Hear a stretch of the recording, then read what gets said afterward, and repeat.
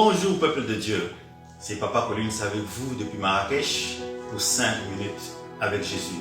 Et ce matin, le Seigneur nous fait voyager dans le livre d'Éphésiens chapitre 6, le verset 13, nous lisons.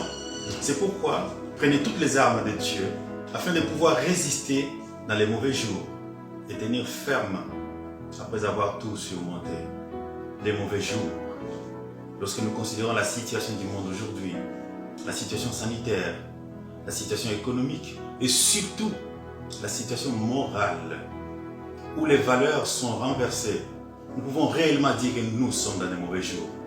Et dans ces mauvais jours, le Seigneur nous donne la stratégie, c'est de prendre les bonnes armes, les armes efficaces, qui peuvent paraître faibles selon la sagesse de ce monde, mais puissantes par la vertu de Dieu.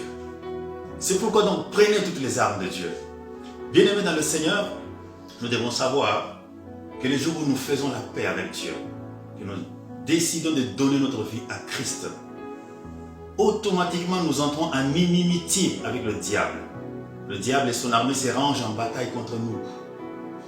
Et pour un chrétien normal, le combat spirituel n'est pas une option, c'est une obligation.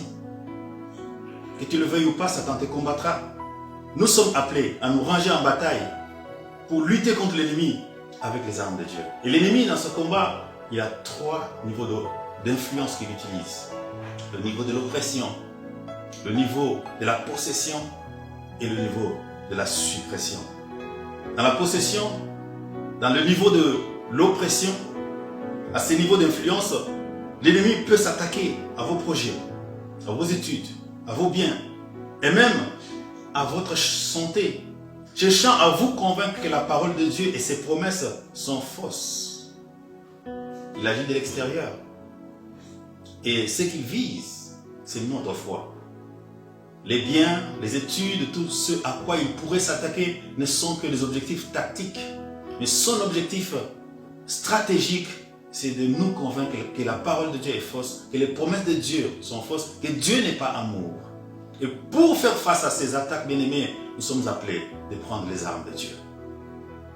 Dans le deuxième niveau d'influence, le diable peut user de la possession démoniaque.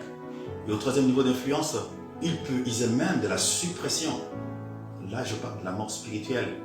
Nous connaissons beaucoup de nos frères et sœurs qui ont fait naufrage par rapport à la foi, à cause de l'oppression, à cause des attaques de l'ennemi. Bien-aimés, prenons toutes les armes de Dieu, la vérité pour ceinture à nos reins, la cuirasse de la justice et toutes les autres armes. La Bible dit bien toutes les armes. Que Dieu vous bénisse.